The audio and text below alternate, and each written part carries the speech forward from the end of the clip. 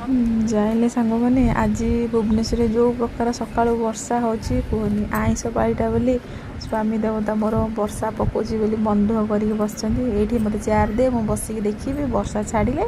मुझे आईस आने को मुझे हाउ चेयर बस ए सका वर्षा छाड़वर ना ही नौनी एत बाध्य कर